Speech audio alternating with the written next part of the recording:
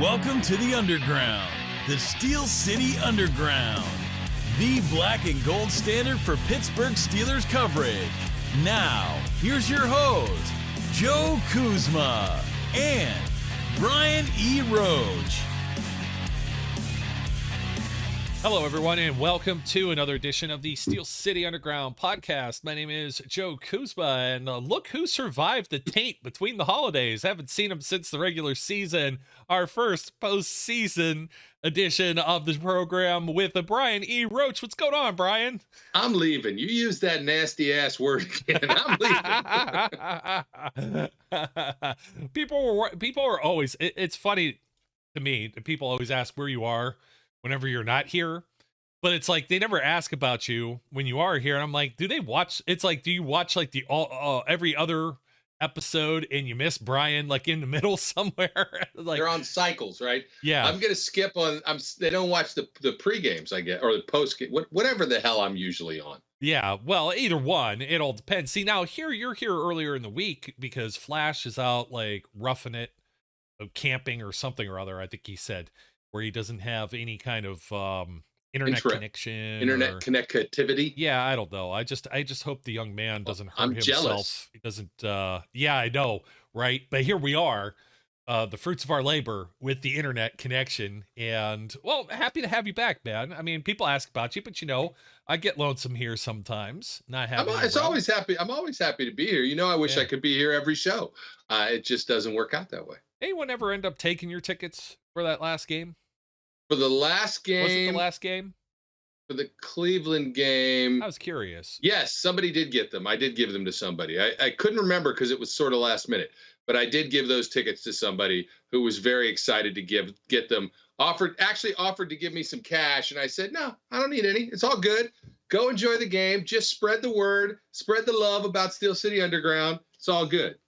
That's very kind of you. I was just, you know, we haven't talked since. You've been running around. You had a little trip up to that miserable place in the northeast corner of Ohio. Do you have the appropriate picture? The mistake on the lake. No, you know what? I could maybe dig it up. You send it to me somewhere, or I could find it. I'll find it. I will definitely find it. The picture of me saying hello to a fellow AFC North team. It was he thought Brian didn't think that the Cleveland Browns were just number 1. He thought they were number 11 with the salute. The double salute. Him a double. He was hanging around. You did a little field trip up to Cleveland, Ohio. I did. I went to the Christmas Story house. I went to the Superman house. I went to the Rock and Roll Hall of Fame. I enjoyed the Christmas Story house. Thought I was going to get carjacked at the Superman house because the entire neighborhood was falling around, and I just didn't even want to get out of the car there. There you go. And then the Rock and Roll Hall of Fame. Two middle fingers. That was pretty good. I like that. 2 middle fingers to First Energy stamp. Yeah, you were in the front area there of the Rock and Roll Hall of Fame, which is correct. Also on Lake Erie, practically right there. Man, I'll tell you what, though, I'm glad I haven't gone there for a game like in December in a while. It's been a minute. It's just cold, and I see why they're so miserable there. And 33 or so straight years of being worse than the Pittsburgh Steelers. And now here's a nice, interesting, trivial little piece of trivia about my trip to Cleveland. Okay. So I was there for 2 days. In those 2 days, I got one Go Brownies. One Go Brownies because I had this on the whole time, right? As you could tell from that picture, I got one Go Brownies. I got 7 Go Steelers. And there's you with Ralphie's brother, right? Was it? I always get confused. Ralphie's brother that wears the bunny suit, but Brian's always got his. I mean, he's full on Steelers gear there. That's the hat. You got the hat. You got the hoodie, the shirt, the everything. I'm quite surprised that you don't hear more kind of needling. You know what I mean? I'd wear my stuff there too, because I'm just like you, and most of my wardrobe is black and gold anyways. I had some Penn stuff on earlier. I switched it out for the show for the Steelers stuff. I'll put the Penguin stuff on somewhere around here. I do have further up the wall where I have all of the bottles and paraphernalia here. I do have pen stuff here somewhere. So I'm not completely the whole studio. You know, what you see is Steelers, but I do have some Penguins stuff, and you know, I don't have none of that. I yeah, don't understand. I know you don't know what hockey is. You don't know anything outside of football is, right? Exactly. Yeah, that's all that matters, and that's why I think that's why people get so upset. You know, this time of year, you get locked indoors. It's cold. It's freezing. What else is there to do?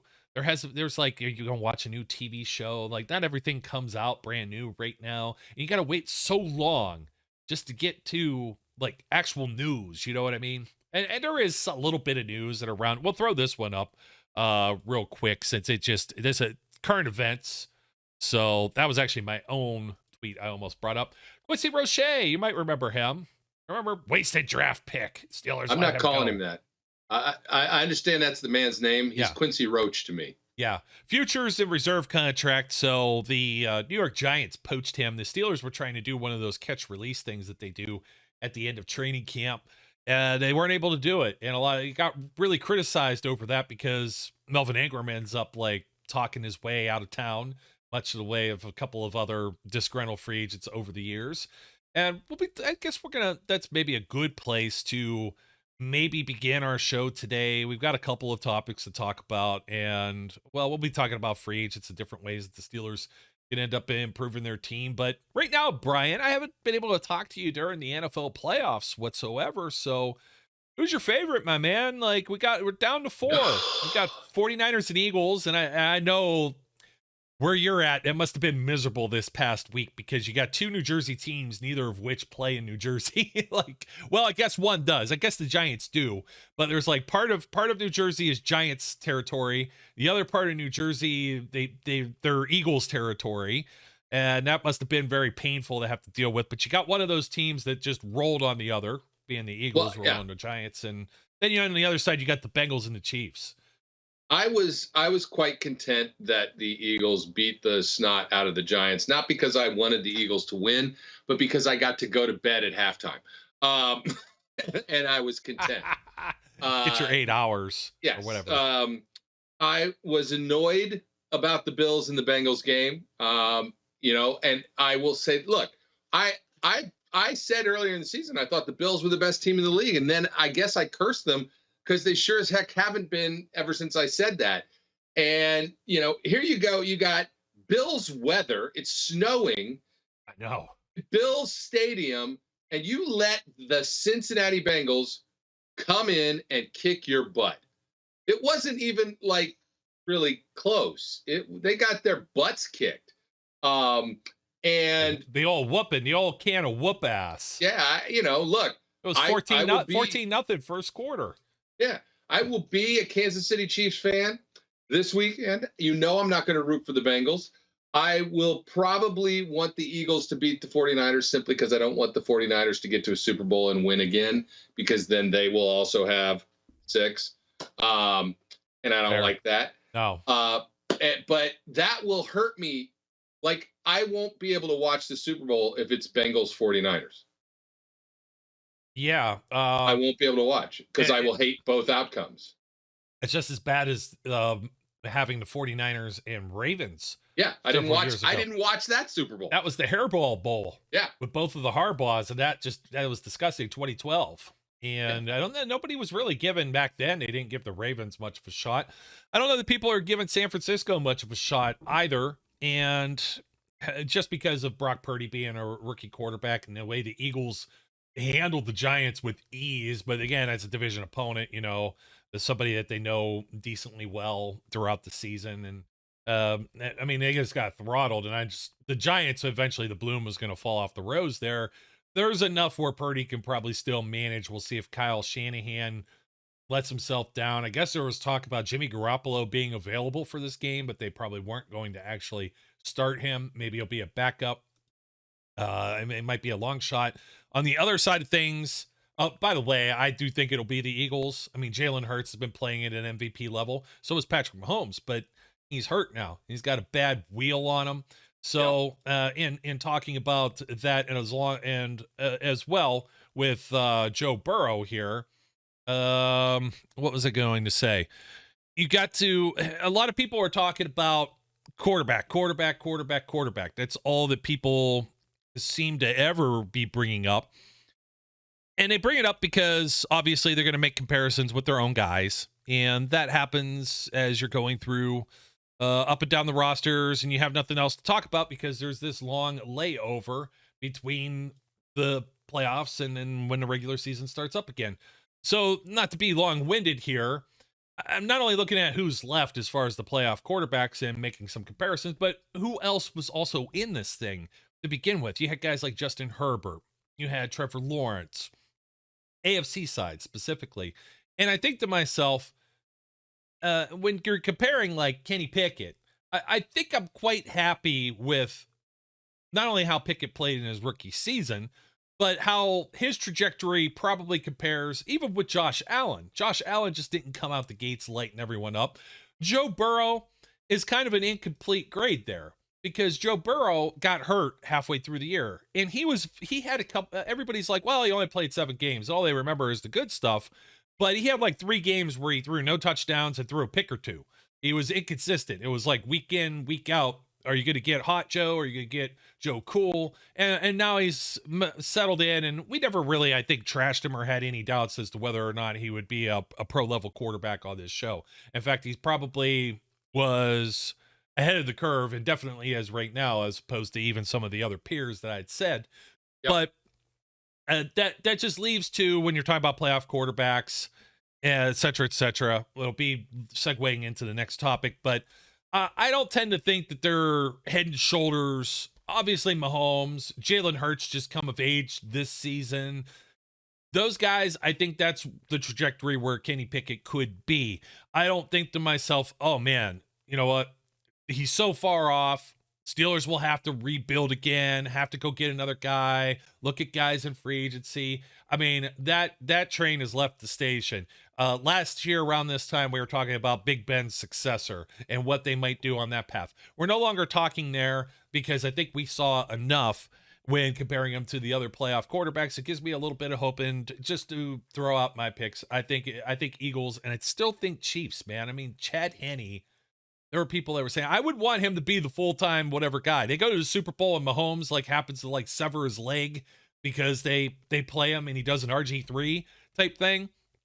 Then all bets are off for Kansas City. Andy Reid or not, Kyle Shanahan or not. They have such a cast. They have a defense. But I mean, the Eagles are coming after the quarterback. Would they have like 70 sacks this year?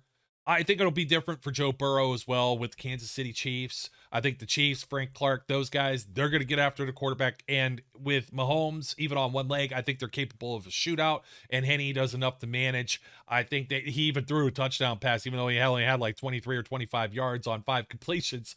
That was a 98-yard drive with a backup quarterback that had thrown but 2 passes all year long. So when you're talking about the playoff quarterbacks, I don't get too dismayed when comparing anything when it comes to the Steelers. And those are my picks. So I'll give you there.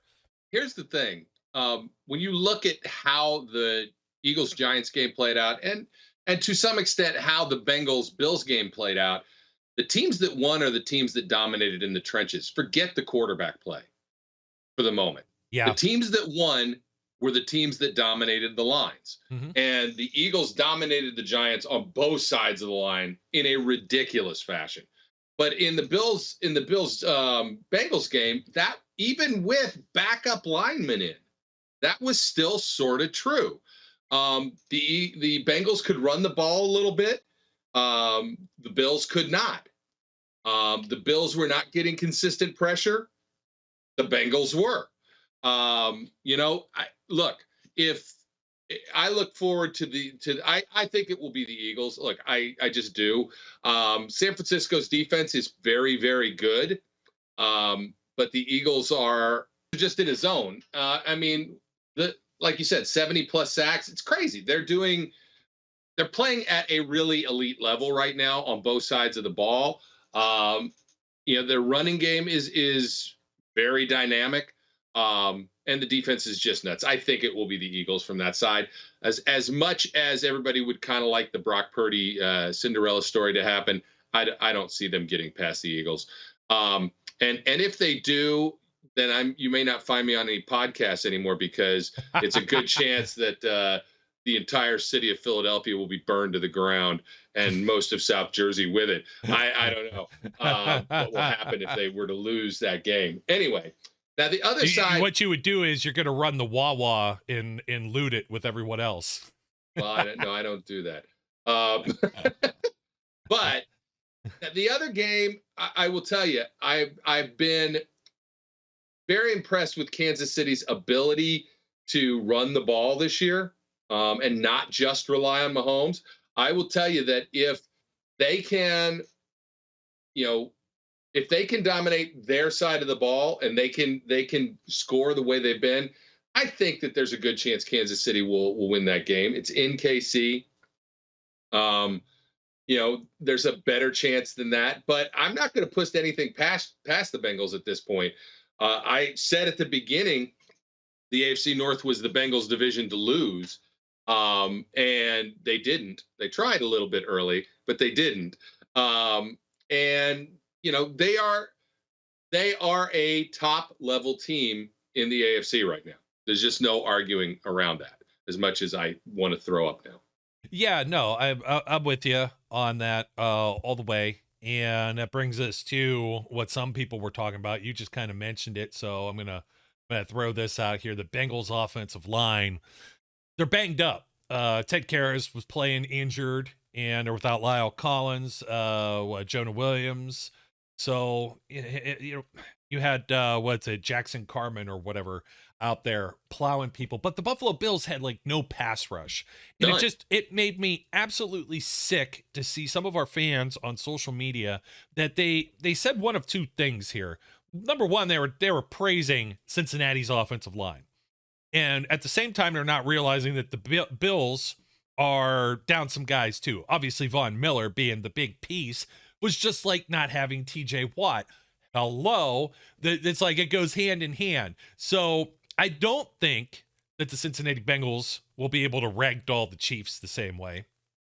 And I don't think that even if they do get through this, because let's say Mahomes is gimpy and he's not playing at 100%, whoever comes out of the other side on the NFC they're going to put a lot of pressure on Joe Burrow. Is he good under pressure? He's fine under pressure. Brock Purdy, that's the reason why I'm making that kind of. He's not. I don't think he's seen the heat like this just so far. Not like he's gonna. No, not the way it's about to come with Brandon Graham and Javon Hargrave and all of those guys, and they've got a rotation of dudes that are just going to keep flying at you.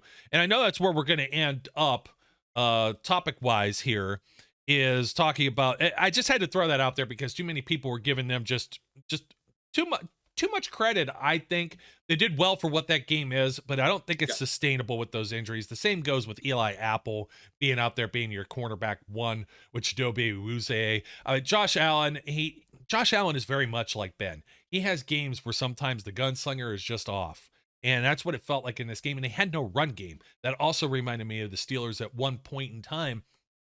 This whole James Conner era, whether James Conner was healthy or not, oftentimes when he wasn't was when they really struggled to run the football. There was no run support. So when you're playing in this type of weather, we know what the December, January playoff weather, you got to be able to be balanced on the with the football. And that's something that Cincinnati is with Joe Mixon and all those wide receivers. I mean, it's going to be interesting to see what free agency and what all these things do. Joe Burrow is going to enter year 4.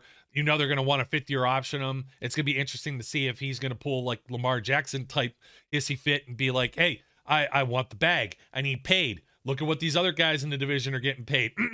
Thank you, Deshaun Watson, for just destroying this whole market here. So I cannot say thank you, Deshaun Watson, because in 3 more years it's going to be our turn, and I can't. I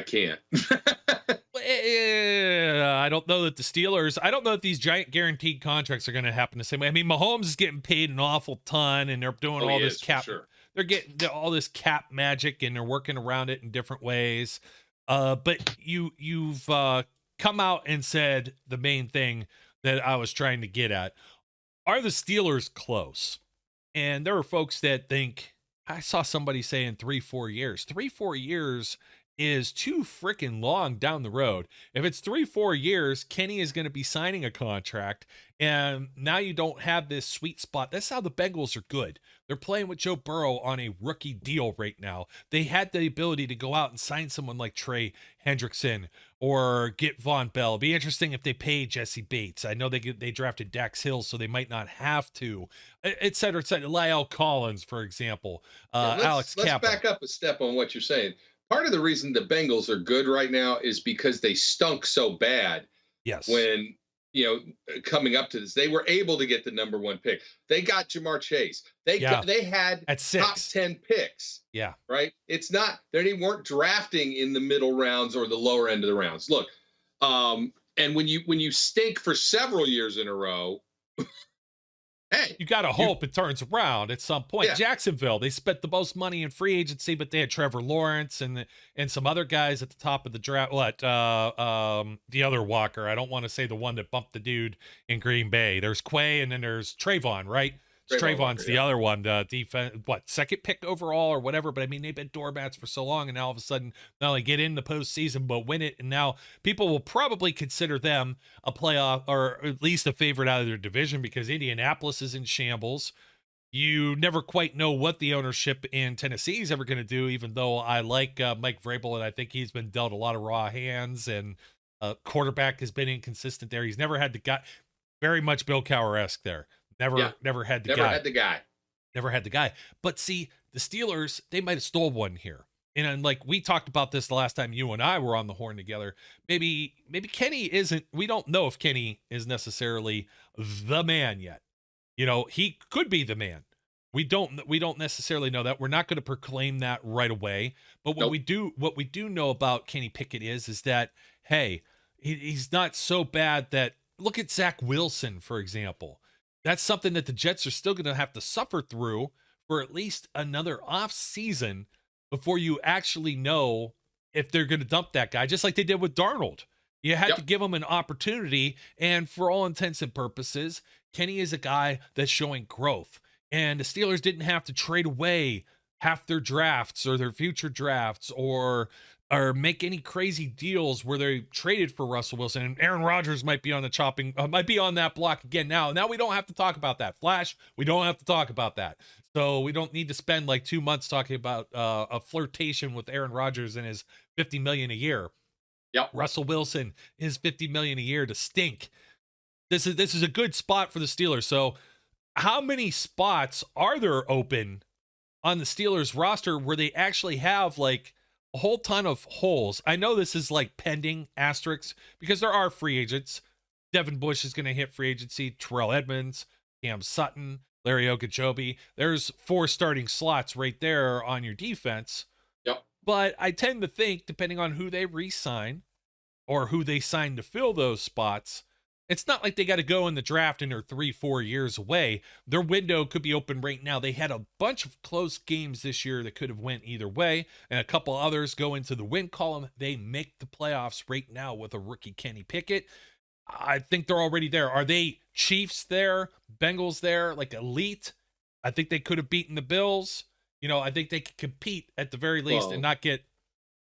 They wouldn't have gotten throttled like they did early in the season. Yes, they clearly couldn't beat the Bills. They got butt whooped. Kenny's first start, no TJ Watt. Somebody else was missing. Terrell Edmonds or somebody else was hurt in that just want to rein you back a little bit. I know. I agree with, I think, the sentiment of what you're saying.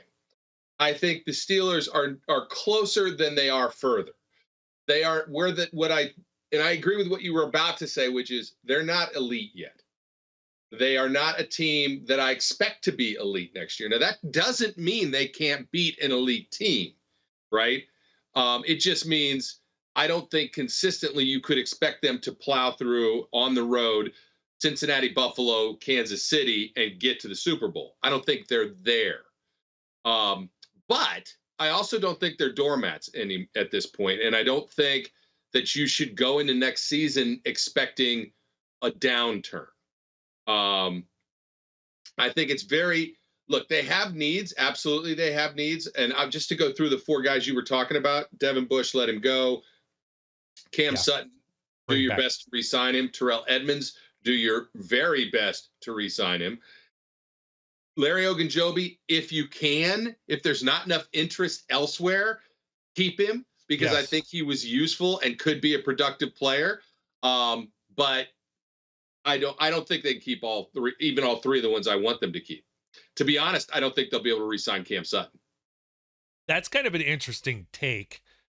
We haven't gotten into free agency and who to keep and who not. Sutton, I feel Sutton is more of a priority, because then you don't have to jump into what was my next topic, and this will kind of bleed with it, but it's because all you're seeing right now is mock drafts, and it drives me crazy because the season's not over.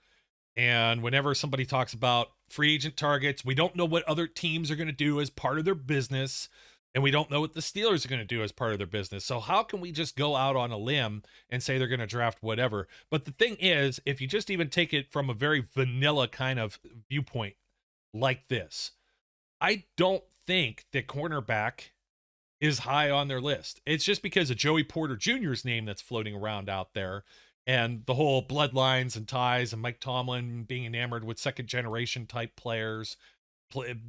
Successful players, kids. I mean, Devin Bush falls into that category as well, obviously, but as have some others, or brothers. You got all of a slew of Watts and everything else, Edmondses, and I saw something floating around where somebody was like, well, there's a Steelers insider that feels Tremaine Edmonds will cost too much for what the Steelers are willing or able to spend.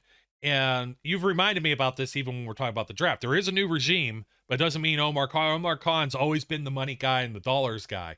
So it doesn't mean they're still going to pull all of these pennies. They're not going to back up Scrooge McDuck isn't going to come out of somewhere and throw a bunch of money bags at people. And so it was like, duh. I didn't really think that Tremaine Edmonds was going to be necessarily a target. Back up on that for a second.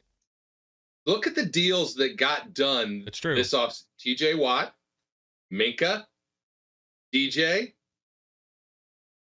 I mean, when's the last time you saw... TJ was the one before, the season before it. We're missing someone else, though, in the middle of this. Well, James Daniels, for example. Chooks got a pretty nice paycheck as well. There was more money spent by the Steelers. Admittedly, it was primarily to retain their guys. But that was not business as usual as it has been in the past. Doesn't mean, it is and it isn't. Do you know what I mean? It is, yes, they try and get their guys and keep them locked in. But man, that was a lot of money that got thrown around because they could, right? Because a rookie quarterback, because they didn't have Ben's huge cat number anymore. There's reasons that they could go about doing that. And we'll see. I guess my point is, I kind of agree with you. I don't think we can say the Steelers will not pay.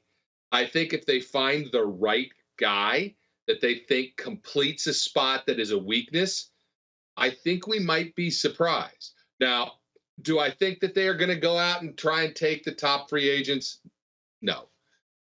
Because I do think there's when you're trying to spend like that, how many teams actually get better doing that? We've talked about that in the past. You got the Redskins and all. Well, I guess they're not the Redskins anymore. They're the Commanders. But whatever. Formerly known as. Yeah, formerly known as. You don't generally win by going out and dumping your bankroll on free agencies. Or free agents. So I don't expect them to compete for the top. Would I love it for them to bring in Tremaine Edmonds? Of course I would. Mm-hmm. Oh yeah. That would be fantastic. I don't see that as happening either, because you have to sacrifice a Larry Ogunjobi. I think it's kind of interesting that you said no Cam Sutton. I think somebody like Ahkello Witherspoon is just going to be out the door. They'd rather roll with like Levi Wallace and Sutton. God, I hope not. And maybe somebody else, but it all depends. They've got two. They got Witherspoon and Wallace under contract. You also have WJ3. I almost said W Jackson, William Jackson III, who's going to command a very hefty paycheck here. And right now, as we take a look at what some of this is, this still goes back to drafting though too. But just looking at the money that's available, this is all a guess. So we don't know what the cap ceiling is yet. but TJ obviously top paid. Cam Hayward, sizable amount of money, and I believe he's in the last year of his deal coming up right now, which could afford them an opportunity to spread some money around. Minka, but the Steelers have never been shy about paying their top players top dollar either. They've done it before. Lamar Woodley comes to mind as a land-breaking deal. Marquise Pouncey. Ben's always got fair money. Antonio Brown was paid before he became the star that he did, and then they gave him some hush money at one point as well. And they also offered a pretty nice contract to Le'Veon Bell, who was just like, you know what? There's a guy. That still pisses me off, dude. He could have been the guy. He could have had just about every record there was, like as a running back with the Pittsburgh Steelers, or close to it. You know what I mean? We've been put his name right up there with Franco and Jerome Bettis. But Deontay Johnson, Chuks Okorafor, William Jackson's on here, $12.1 million. Mitch Trubisky, they cut him $8 million, and all of a sudden there you go. There's close to $20 million right there that you find some change, rummaging around in the couch or whatever. But it's also the reason why $20 million isn't a whole lot to deal with. This also doesn't, I don't believe, have the rollover money, which I think was another 20. So you're looking at 40. You're going to need about 5 to 8 for your offseason spending between draft picks and also any players when it comes to injury. I mentioned some of this before, but this all comes back around to the draft, because you've got people already drafting a tackle with the Steelers' top pick. Where are they at? 16, 17, wherever it's at in the draft. It's not to say that they can't get one there, but typically I think they pass on this position because it all depends on, now you're going to have a run on quarterbacks, I think, again this year. Maybe a couple tackles slide, but this team has always had elite talent at guard, for example, which I think is, you got to upgrade. You could upgrade both guys, right? But I still think Kevin Dotson's the bigger deficiency than even Dan Moore. I think they would still run with Dan Moore and try and develop him like they did Kelvin Beachum, Alejandro Villanueva. They've used second-round picks on guys in the past. They don't really go too high on any of this stuff. I brought this up once before, but when we're talking about corners and tackles, Artie Burns was the first cornerback pick in the first round in 18 years, up to Chad Scott way back in the 90s. The highest offensive tackle picks, Marcus Gilbert, 2011 at pick 63, Mike Adams, pick 56 in 2012, and then Marvell Smith, you got to go all the way back to the year 2000, was pick 38. They might go second round on a tackle after, what they're trying to do is find the value and avoid people like Alex Leatherwoods of the world, the busts, and not shoot too high on there. I think they would rather have an anchored long-term guard like an Alan Faneca or David DeCastro. Likewise, I feel the same way with corner, and God forbid throwing wide receiver out there, because you got Addison's name from Pitt being thrown around, and everybody thinks in the Jamar Chase type of whatever, but it's like, hey, you got Calvin Austin, who you drafted last year. He's going to be back. You still have Deontay Johnson under a sizable contract that they're not going to be able to get out of, so they're not going to just trade him. They're going to have to eat a ton of money. It would be stupid to do that within this year. George Pickens is under a rookie deal. He is your Jamar Chase. That's your Jamar Chase. Absolutely. Right there. Yep. So I can't get on board, at least with the very top pick, the first round pick. I can't get on board with offensive tackle. I can't get on board with corner, and I can't get on board with wide receiver. I've been leaning on guard. I know you're leaning somewhere else. I don't know where I'm leaning, to be well, I know what you prefer, you. Though. You mentioned it earlier. I'm talking trenches. You're looking at the other side. Yeah, I would prefer that they firm up the defensive line, especially if Ogunjobi can't be re-signed. I think they need some depth. I think they need some additional push there, right? But I'm going to tell you this. The only reason I draft a D lineman at 17 is because he's a top 10 D lineman who slid. Yeah. All right. You're thinking Jordan Davis, Deontay, yeah, exactly. Wyatt, the Georgia guys from last year. Yeah, that's exactly what I'm thinking. If one of those guys slides down to you, then I think you run to the podium. I am not out on a corner. And I'll tell you why. It's because your point is exactly right. They have not drafted a cornerback in the first round in a long time, other than Artie Burns, and they very rarely do. The other problem with that is we have shoddy cornerback play since Ike Taylor. and Ike couldn't catch anything. Hey, wait, that's Joe Hayden has just entered the chat room. Yeah, but Joe didn't come in as a product, right? That's free agency. All right. I'm talking about, guys that we home grew. And the part of that is you're drafting guys in the lower rounds. At some point, what complements this defense, if you can keep the pressure up in the front, there are two key areas where this defense has weaknesses. One is in the middle and one is on the corners. And if you can shore up those with high level caliber talent, this defense is ridiculous. You're talking Eagles level type ridiculous at this point. That's where I was going with that too, is that the Eagles, Darius Slay, James Bradbury, they traded for the guy that's got the hyphenated name I can't think of right now from the Saints. Yeah, he's got like 17 names. The nickel corner. I can't think of his name right now. But their secondary is locked down solid along with that defense. I think the defensive line is in decent shape. They bring Ogunjobi back. Everyone's forgotten about DeMarvin Leal, and it's easy to forget because he's, number one, was playing out of position a little bit as an edge during TJ Watt's injury. Then he got injured himself and landed on IR and was missing in action a little bit until the very end of the season. And you play him in position and he's playing on a D-line. Everybody's thinking about Tyson Alualu. Alualu got benched. I mean, he didn't come back healthy. He was already like 35 years old. And he's gone. He's gone. All intents and purposes, he's already been replaced by Montravius Adams, who's gotten some push in there. They still have Isaiah Loudermilk, so they still got some guys there. Unless they replace Ogunjobi with another, like, kind of, I won't say equivalent, because my opinion of Ogunjobi is fairly high, and I think he was playing hurt for most of this season. Yeah. But somebody, just as long as it's not, according to our friend and pal Jim Wexel, remember Cam Thomas. That was one of the problems that the Steelers had. I mean, they're trying to replace like Casey Hampton and Aaron Smith, and Woodley gets hurt, and that's the reason why you had, everybody always talks about all the talent that Mike Tomlin wasted. I'm like, did he waste Shamarko Thomas's talent? No. Will Allen, like, they had some straight up kind of, I hate to say it, but bums. Just bums roaming around in that defense. You don't have as many bums when you're talking about TJ Watt and Cam Hayward and Minka Fitzpatrick. And if you surround them with Alex Highsmith. Alex Highsmith. And Alex Highsmith, though, man, they're going to have to do a deal with him too, dude. Yes, they are. So the spending could be skimpy, and that's the reason why you need to start looking at something other than Taylor Lewan, who's going to be like 33 years old or is 33 years old or in free agency, or shooting your shot with the tackle. You might have to go inside linebacker to keep that defensive side of the ball stacked. That's the other place I would go. I mean, look, I am sold that the first pick needs to be defense. For everybody that wants a fancy schmancy new toy on offense, I'm out. I think the first pick needs to be a defensive pick, and it either needs to be line or in the middle linebacker spot or on the corner. Now, I'll come back on corner, because I think a guy they would have taken a few years ago, possibly Marlon Humphrey. I think they might have had an eye on him.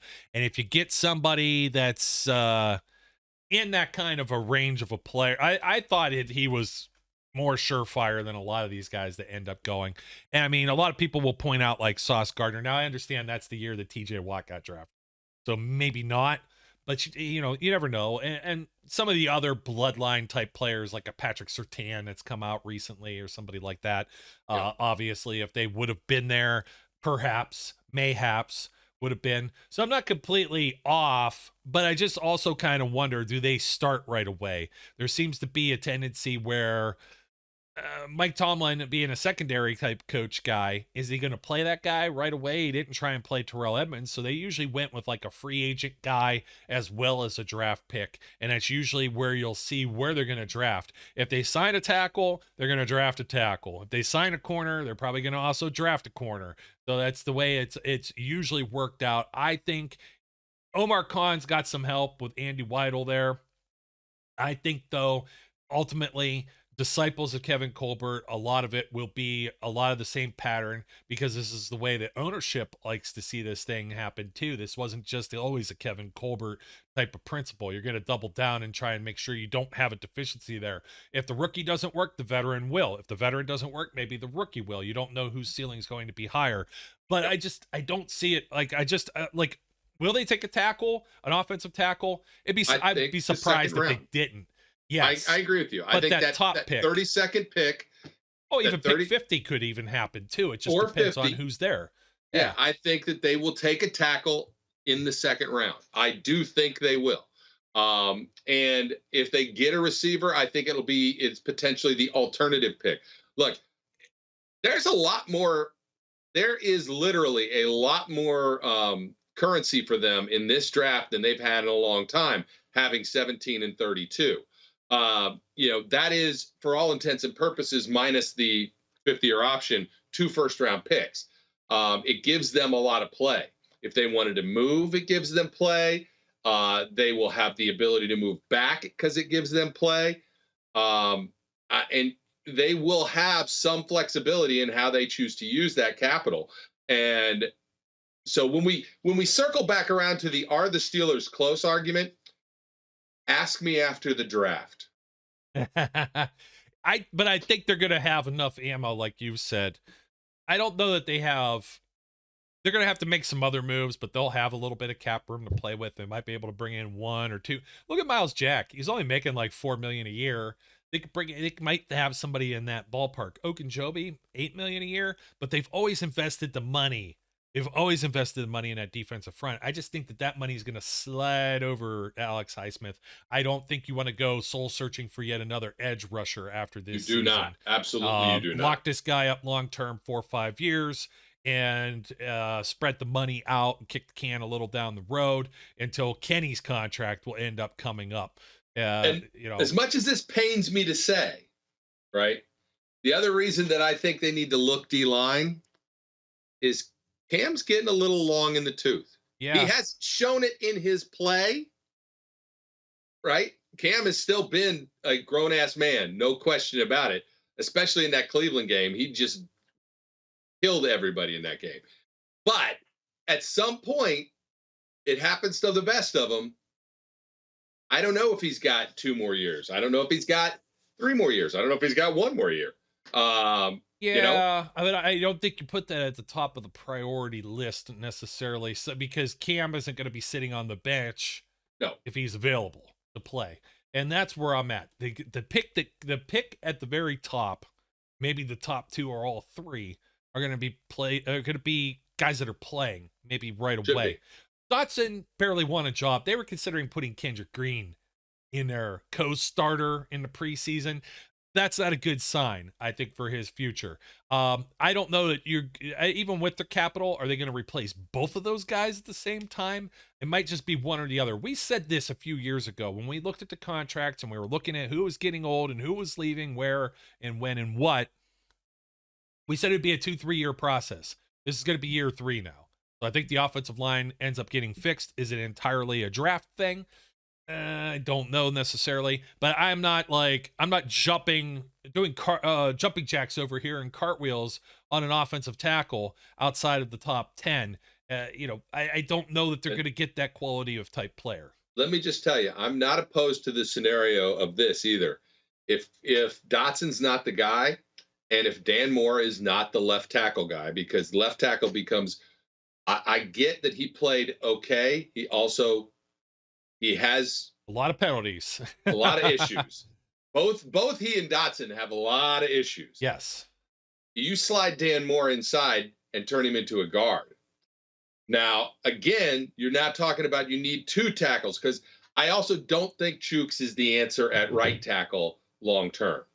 For what he's given them and the price they're paying them, I think that they're paying him, I don't know. My view is the tackles are weak and you need to replace them. But I also, again, I just don't know that the Steelers are going to do it unless an elite level top 10 pick type tackle somehow falls to 17. Yeah, and this is a team that's used to having a lineage, just like with their head coaches, with their centers. They don't go through very many of them, and it's always been posed the same thing. Would they'd go and shoot their shot on a center? I think Mason Cole played probably better than we even expected coming over, especially since he hadn't been playing center in his previous stint, but he's had played guard. So it's also something to consider as well, but I still don't think that's the top overall pick. That could be one of those two other ones. There's a lot of areas to surface with there. I just don't want to hear wide receiver, man. And Anthony Miller just got re-signed too. He's coming back on a futures contract. That dude had a fire camp. He was excellent. So you put him in there and Kelvin Austin plugged in with, you already got, and I neglected to mention Steve Sims, and whether or not I don't think Gunner sticks around as just a wide receiver, and his special teams, the reason he came kind of screwed the pooch on that. I know there's a lot of areas, but the one thing is, Brian, the Steelers don't have to go after quarterback. They don't have to reach. They don't have to do something with that other second round pick. They do not. And you know, again, that second round pick, Chase Claypool. I think Chase Claypool being moved off this team opened things up for Pat Freiermuth and changed some stuff with the offense. I don't know if there was like something where he was just kind of like lollygagging on the job, running routes, and maybe he was another component of that problem they had early on in the season. So but it doesn't mean you draft somebody to replace him very high. I think that's a luxury pick for the Steelers right now. That's a luxury pick for sure. They still got to find a guy that's like a successor in the line of like the James Ferrier, Lawrence Timmons, Ryan Shazier type stuff too.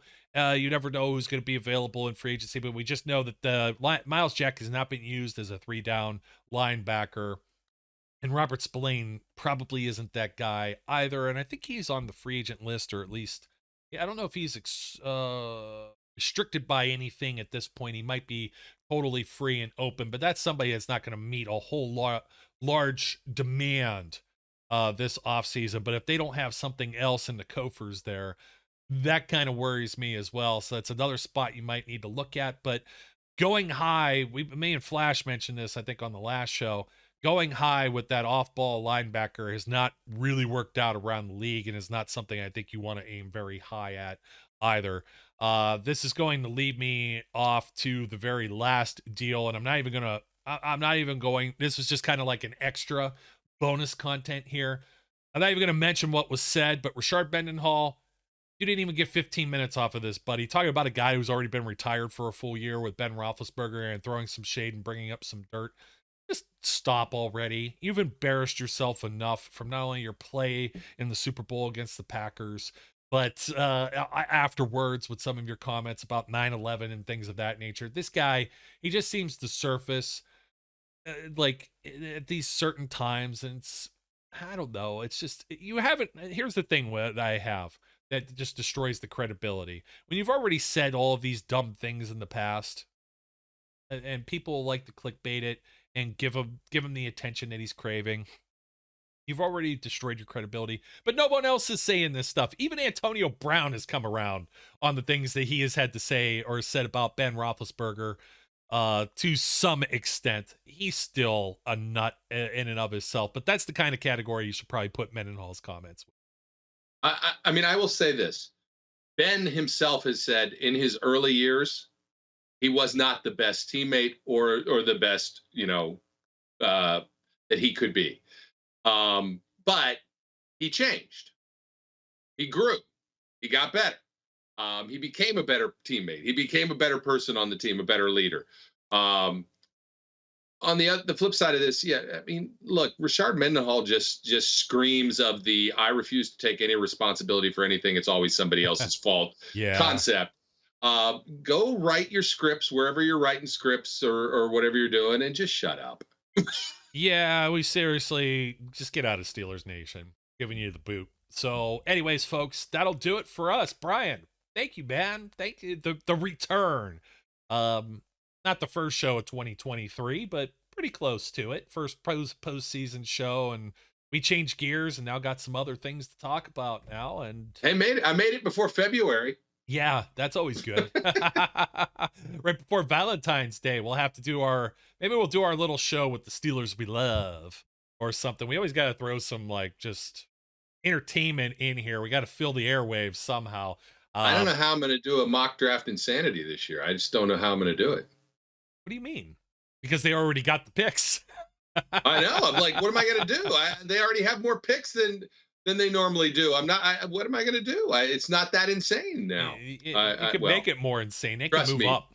If I do it, I will. Yeah, so. I know. And maybe we'll even be able to do that live. We'll talk about doing some live shows here too. We'll have plenty of free. That would be an ideal live show. Yeah. If you want to see 2%ers that are out there still at this point, 1%ers, 2%ers, half percenters.